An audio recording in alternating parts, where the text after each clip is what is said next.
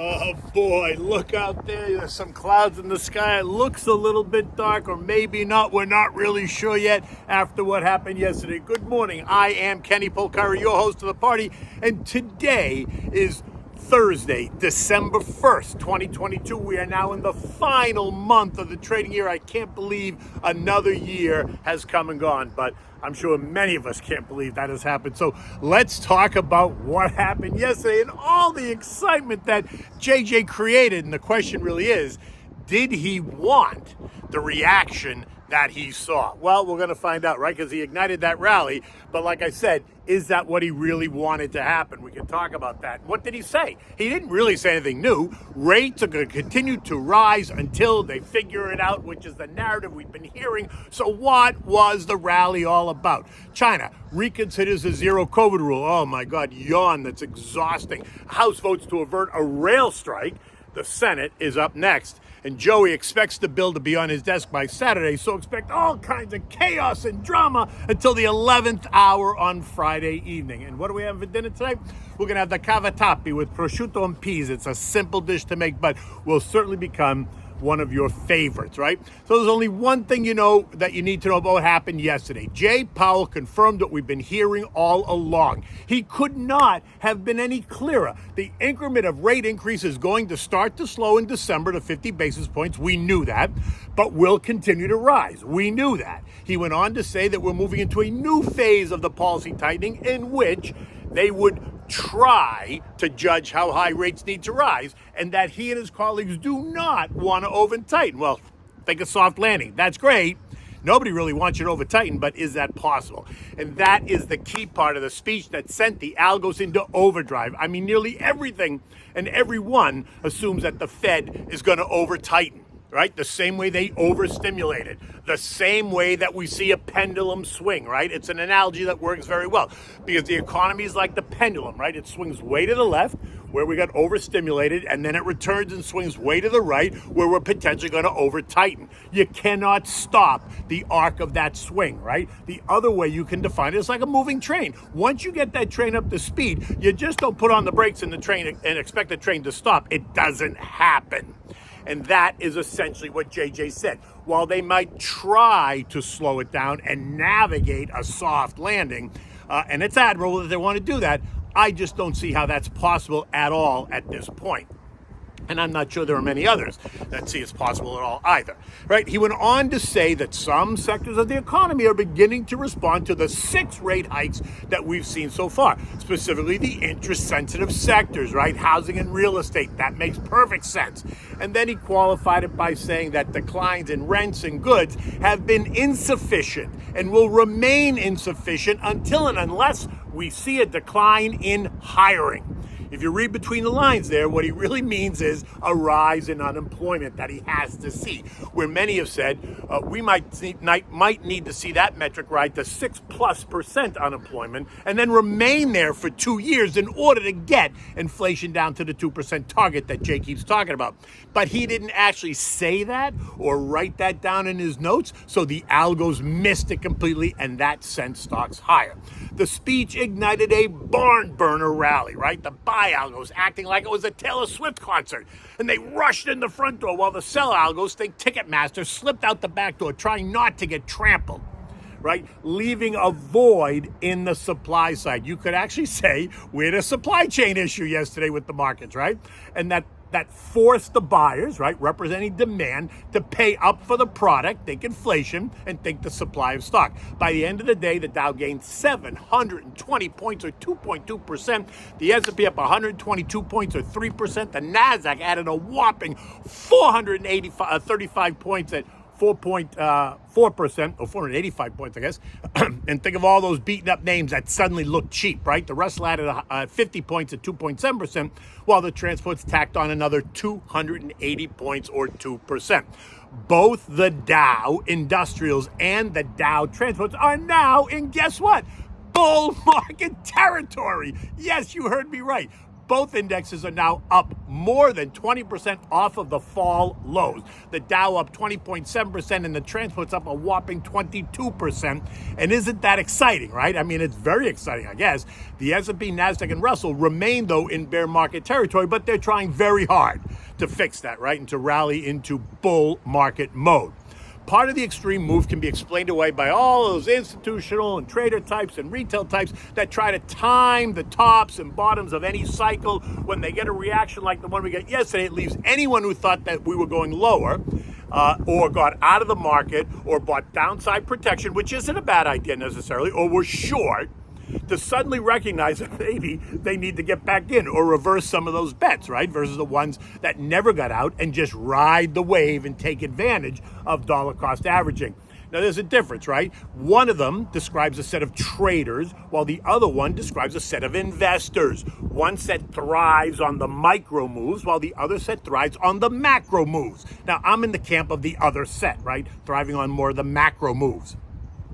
And then there was the eco data. Mortgage apps fell, right? Not surprising. ADP employment fell, creating only 127,000 jobs versus the expected 200, which, by the way, is seen as a positive, right? Revised GDP came in at plus 2.9%, better than expected. Retail inventories were weak, and the Chicago PMI was weak. Both considered successful in the eyes of the Fed, right, as they weaken the economy, which is what they want to do. While pending home sales plunged by 4.6% month over month and down by 36.7% year over year. Again, welcome news by the Fed and not a surprise. But the JOLTS job openings report continues to show that there are still 10.35 million jobs available. The expectation was for 10.25, so it's actually more than they wanted. And that is what JJ's concerned about. He wants to see that number fall and fall big to take the pressure off of wages and attempt to kill demand. And then we're hearing that China is reconsidering the zero COVID policy. I'm exhausted with this story, exhausted, right? China has completely mismanaged this, completely. And the idea that the markets respond so dramatically to every time they talk about China is exhausting. And then we learned that the Chinese government is, collecting the phones of everyone who lives in the country to analyze them and see who was involved and who was at the scene of the crime, which is even more unnerving, not only for the Chinese, but for the free world, right? Because what it says is, we got you. We know where you've been. We know who you talk to. We know what you eat and what you drink. We know everything about you. And now we're coming to get you. So in China, that's a little bit of a problem. Because when they come and get you, they're really coming to get you. But again, when the tone of the market is positive, then any news out there can be spun as positive. Just like when the tone is negative, any news out there, you can spin it in a negative way, which is why you need to stay focused and stay on the course, right, that we've outlined, that we've talked about in terms of building that long-term portfolio. The House also voted yesterday to stop that rail strike, and now it goes to the Senate, where they need 60 votes to advance the legislation. Now remember, it's a 50-50 split. Joey telling officials that without this action this week, disruptions to auto supply chain, the ability to move food to tables, the ability to remove hazardous waste from gasoline refineries will begin. Really? He expects Congress to deliver a bill to his desk by Saturday.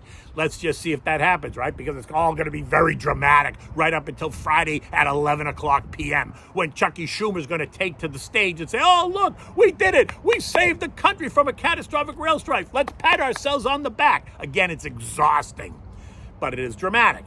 And in that drama and chaos, there is always opportunity. Now, needless to say, every sector ended the day higher. Tech, XLK up a whopping 5%. A group that was down 27% year-to-date coming into yesterday. Consumer discretionary, right? XLY up 3.5%. They were down 32%. Communications, XLC up 4.25%. They were down 38%. Semiconductors, SOXX, added 6%. They were down 34% year-to-date coming into the day. Artificial intelligence, the bots, added 3.6%. They were down 44%. The growth trade, SPYG, gained 4.4%. Meanwhile, that was down 29% year-to-date. And are you seeing any pattern yet? The most beaten up sectors of the year yesterday were the outperformers. Housing and retail, while significantly lower on the year, did not react with the same emphasis. The XHP gained 1.8%, leaving it down 30% year to date, and the XRT gained 2%, leaving that one down 26% year to date. Sectors that have not been so beaten up did not advance with the same gusto. They did advance, but just not with the same emphasis. Industrials, XLI, added 1.6%. They were only down 5% on the year. Healthcare added 2.4%. They were only down 4% in the year. Consumer staples, XLP, added 2%. It was only down 2% on the year, so now it's flat. The value trade, SPYV, gained 2%. It was only down 5% on the year. Energy, XLE, gained 0.5%, but meanwhile, it's up 65% on the year, while metal and miners, the XME, added 3.7%, and it was up 16% year to date. In the end, it was a good day if you were in the markets and you had your money working for you. Treasury yields immediately fell in the news, but remain inverted. The 2-year now yielding 4.3%, the 5-year is at 3.7%, and the 10-year is now yielding 3.6%. Oil is trading up 50 cents this morning at $81.05 a barrel, ahead of Sunday's OPEC Plus meeting. The question is, will they call for production cuts to maintain the price of oil, or will they leave it alone? The speculation is running rampant. Watch for 83.60 to be the level of resistance. Now, will be resistance under normal circumstances. But if OPEC Plus suggests that a cut is on the table, then watch as oil attempts to break through all three trend lines and resume its push towards $90 a barrel. That all happens on Sunday, FYI, so get ready for Monday. And gold, that shot higher on the back of the news. It's up another $30 this morning, trading at $17.90 an ounce, leaving it well within the $17.35, $18.24 trading range. A push up and through $18.06, which is a November high, will give it gas to challenge that trend line at $18.24. Just keep your eyes on $18.06. This morning, stocks are digesting yesterday's move. The Dow down 70, the S&P down 5, the Nasdaq's down 40, the Russell is flat. Remember, JJ did not say anything really new, right? He repeated what he has been saying. So now many are going to ask, why the massive rally? To which I might agree. Yesterday's significant move higher is a bit of a conundrum. This is not what JJ expected or wanted to happen at all. He did not say anything about rate cuts and in fact reiterated the idea that rates will continue to rise until they figure it out. Look at that black cloud now over my head. Does that suggest anything? So sit tight and stick to the plan. Today brings us the Fed's favorite inflation read, right? The PCE, and that's expected to be up 0.4% month over month, up from 0.3 last month. It is expected to be up 6% year over year, down from 6.2. So that's a mixed message. Friday brings us the all-important non-farm payroll report, and that too is expected to show an increase of 200,000 jobs. But after yesterday's ADP, maybe that's going to be weaker. Investors are going to be looking at what the unemployment rate is and what the average hourly earnings are month over month and year over year, right? Stocks in Europe are up, because they also think JJ's about to cut rates. Let's be clear, he is not cutting rates. He said nothing about a rate cut at all. In the UK, factory orders declined, although less than expected, while the S&P Global Manufacturing PMI came in at 46.5, up from 46.2, but leaving it solidly in contractionary territory. At 6:30 this morning, markets across the region are up between 0.1% and 1 full percent. The S&P closed last night at 4,080, the high of the day, right? It traded right up there and then closed there, up a whopping 122 points. It was so strong that we bounced off of support at 39.20 and then busted right up and through resistance at 4,050, which now might prove to be a new level of support, or maybe not. I just think that once investors dissect JJ's speech and realize that he in no way indicated that a significant change is in the plan, then they're going to settle down and begin to refocus on what lies ahead in 2023. And there still could be some difficult and volatile times, at least in the first half of the year. To be clear, oh good, it's starting to rain out now. To be clear, rates are going to rise in December, January, and March, at least. And if inflation is not responding at the pace he thinks it should, then you're going to see rates rise in April, May, and possibly June. Taking the terminal rate from 5.25%, which is expected, to the near 7% suggested by Jimmy B only 2 weeks ago. Don't forget that. He put it out there for public consumption. There was a reason he did that, just so they can say that it was always a possibility. Remember, Paul Volcker had to really shock the system in 1981 to stop the insanity. Let's hope that this time it's different. I mean, I hope it's different, but let's hope. As discussed, I think the markets are going to churn here over the next 5 weeks, right to the end of the year. We're going to watch what the PCE says today, what the CPI and PPI say next week. What will they suggest, or rather, what will they reveal about inflation? My guess is that you just saw the bulk of the Santa Claus rally. I suspect markets are now going to digest the speech and the move. I suspect we're going to see some ongoing give and take, and then end the year somewhere between right here, 4,000 and 4,100 is kind of where I'm saying. So maybe we back off a bit and then rally again into the last couple of weeks or the last couple of days of the year. In any event, you need to stick to the plan. You can't be trying to time the tops and the bottoms, all that stuff. As a long-term investor, stick to the plan. So what's for dinner tonight? Well, we're going to have the cavatappi with prosciutto and piselli. Now, piselli is a peas, right? It's the Italian word for peas. It's a simple dish, takes you no longer than maybe 20 minutes to make from start to finish. Gives you time to set the table and light some candles. For this, you need the cavatappi, which is a kind of pasta, thinly sliced prosciutto that you're going to chop up, olive oil, fresh garlic, thinly sliced. You need fresh grated Parmigiana cheese, fresh chopped parsley, and some fresh frozen peas that you defrosted and blanched and then set aside so that they're ready to go, right? You don't want to cook them, you just want to blanch them and then get them ready to go. Now, you want to bring a large pot of salted water to a rolling boil on the back burner. You want to add the cavatappi when it's ready, right? So while it's heating up, you're going to sit there and you're going to grab another big saute pan. Now, while the water's heating up in the saute pan, you're going to add the olive oil and place over medium heat, maybe medium high. You're going to add the chopped prosciutto and saute it for 2 to 3 minutes, right? Remove it now and set it aside. Take it out of the pan. Now, in that same pan, you're going to add the garlic. You're going to cook it for 1 or 2 minutes just so it becomes fragrant. Now, you're going to turn the heat off and take the prosciutto, add it back, and add those blanched peas that are sitting there ready and waiting. Toss it all. Season it with a little bit of salt and pepper, not too much, just enough.